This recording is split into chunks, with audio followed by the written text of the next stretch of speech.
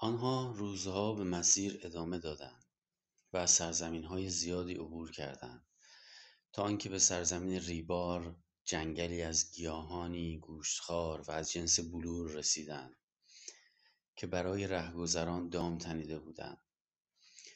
درون این گیاهان شگفت‌انگیز اجساد موجوداتی که قبلا خورده شده بودند به راحتی دیده میشد و این مسئله ترس زیادی را در رهگذران ایجاد می‌کرده.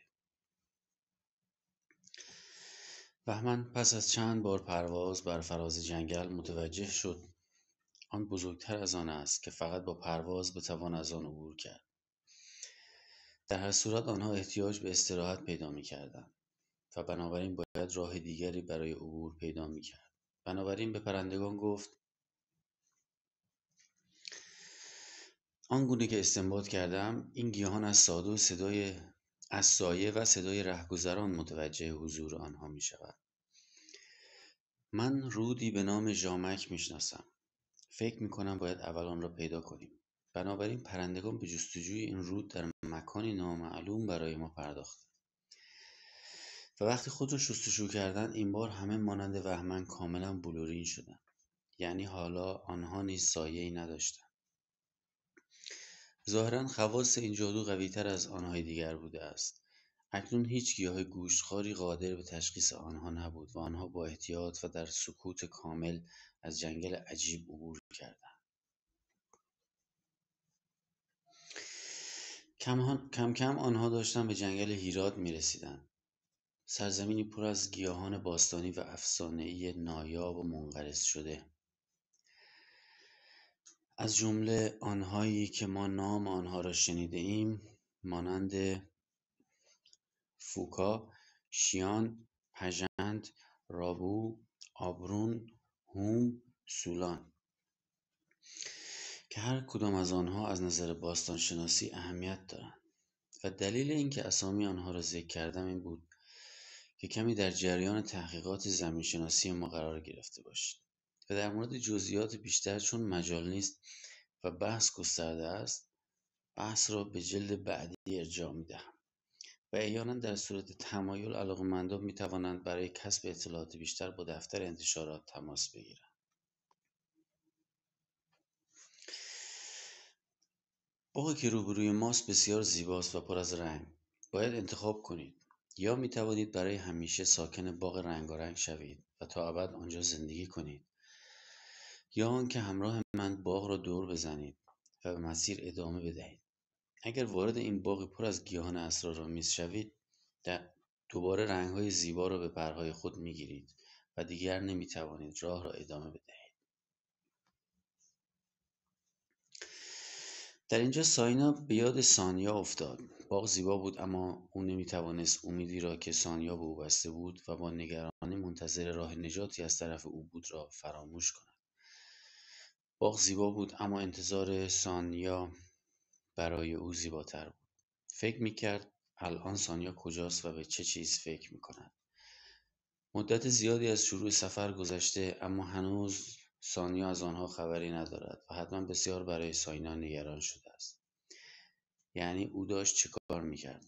آیا هنوز مشغول جر و بحث با دیگران بر سر رسوم بود یا در گوشه‌ای در انزوا وقت می‌گذراند؟ یعنی چقدر منتظر او بود؟ در مرحله بعد وارد سرزمین رویایی پرن شدند. هر چیزی در این سرزمین از جنس نور و بلور بود و گویا اجسام کدر را به سختی به آنجا راهی بود. کسانی که اطراف بهمن باقی مانده بودند به آبشاری عظیم از نور جادویی و سفید رنگ امرداد رسیدند. آبشاری پر ارتفاع که بلندی آن به سقف آسمان می رسید و صخره‌هایی از جنس فلامک به نام‌های آرون، توخشک، چیستا امواج آن را می‌شکافتند و به نورهای گوناگونی تقسیم می‌کردند. صخره‌های آبشار تنها راه صعود به قله برشان بود و آنها باید صعود را آغاز می‌کردند.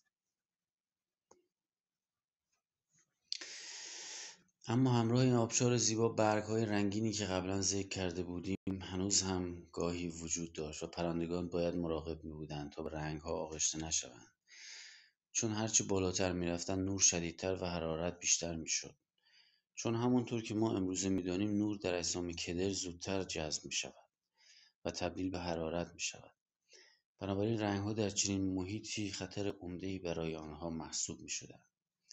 به نحوی که طبق منابع وقتی یک پرنده از دستور رنگ‌ها در اثر بی‌مبالاتی آغشته به رنگ شد، فوراً از حرارت سوخت و صدها متر سقوط بلندی کرد. بالاخره آن بالا به دریاچه‌ای رسیدند که سرچشمه آبشار بود. جلوتر در کنار قله چشمه‌ای قرار داشت که سرچشمه دریاچه بود. چشمه اسپهبد با آبی درخشان و طلایی رنگ. هر کس در آن چشمه شستشو کرد، حتی در تاریکی نیز شدیداً می‌درخشید. از نظر بسیاری از محققین امکان دارد یک چشمه آب گرم مخلوط با فسفر یا کهربا بوده باشد که در اثر فعل و انفعالات شیمیایی جلوه درخشان پیدا می‌کرده و در طول تاریخ روایات کمی تحریف شده باشد یا اغراق‌آمیز جلوه کرده باشد. حالا دیگر پرندگان به زعم خودشان به درجه خاصی رسیده بودند و به آنها لقب ژاو اعطا شد. آنجا در قله لانه عظیم سیرنگ را که آن را سامه مینامیدند دیدند که احتمالاً باید منظور یک نوع معبد باستانی باشد که در این صورت هنوز برای ما معلوم نیست از چه مصالحی ساخته شده بوده است. اما کسی در آن نبود. از خستگی خوابشان برد. چند روز منتظر شدند اما از سیرنگ خبری نشد. عده‌ای کم کم به شک افتادند و به بهمن اعتراض کردند. حالا دیگر آنها استراحت کرده بودند و آماده بودند تا با واقعیت روبرو شوند. سانیا با نگرانی تمام گفت: زمان آن رسیده که حقیقت را به آنها بگویی. نگران نباش، من از تو دفاع میکنم. آنها دوستان من هستند و من به آنها امیدوارم. بالاخره بهمن اینطور بیان مسئله را آغاز کرد. فرض کنیم سیرنگ وجود نداشته باشد. ما چه خواهیم کرد؟ آیا ما بدون او نخواهیم توانست از خود دفاع کنیم؟ به خودتان نگاه کنید. این سفر شما را تغییر داد. این سفر شما را قدرتمند کرد. مگر شما نبودید که با این همه هیولای ترسناک مبارزه کردید؟ شما خودتان حالا از سیرنگ هم قوی‌تر هستید. شما دیگر آن دشمنان قدیمی همدیگر نیستید. هدف ما اصلا این قله نبود. هدف خود این مسیر بود. وقتی قوی در کنار ضعیف سختی‌ها را تحمل کرد و ضعیف کنار قوی در شادی‌ها شریک شد، روحیه دوستی به وجود آمد. تمام آن معجزات کار ایمان بود. برای آنکه رنگ‌های مختلف شما را یکی کنم، تصمیم گرفتم بهترین رنگ را انتخاب کنم تا کسی نتواند آن را رد کند. ما از 30 نژاد و رنگ مختلف بودیم، اما حالا طوری متحد شده ایم که با همدیگر تبدیل به یک 30 رنگ شده ایم. آن 30 رنگ جادویی خیالی وجود ندارد. بنابراین بابت حرف‌هایی که زدم از شما عذرخواهی می‌کنم. اما این تنها راهی بود که می‌توانستم شما را از دست فرفرک‌ها نجات بدهم. حالا که نتیجه را دیده‌اید، هر کس فکر می‌کند نمی‌تواند مرا ببخشد، می‌تواند حرفش را حالا بزند.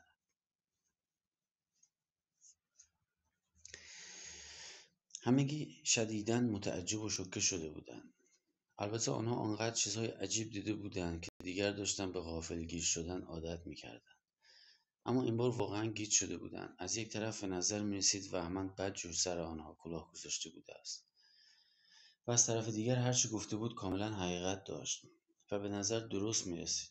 تازه داشتند می‌فهمیدند در تمام مدت چه اتفاقی افتاده بوده است. این یک واقعیت سنگین و گرانوزن برای پذیرفتن بود. آنها هرگز با دانستن واقعیت به این مسیر نمی‌آمدند. گویا بهمن آنها را خیلی خوب شناخته بوده است. بالاخره پس از مدتی وقتی همه آرام شدند و توانستند این مسئله را کم کم هضم کنند، او دوباره ادامه داد: گرچه هزینه‌های بسیاری پرداخته‌ایم، اما اگر راه آسانتری می داشتیم مطمئنا همان را پیشنهاد می کردم. شما حاضر شده از اختلافات کوچک فداکارانه گذشت کنید تا با ظلم بزرگتری مبارزه کنید. برای این کار لازم بود تمام توجه خود را فقط روی هدف مشترک بگذارید و سرگرمی ها را فعلا فراموش کنید. در طول این سفر سخت شما ورزیده شدید و آماده مبارزه.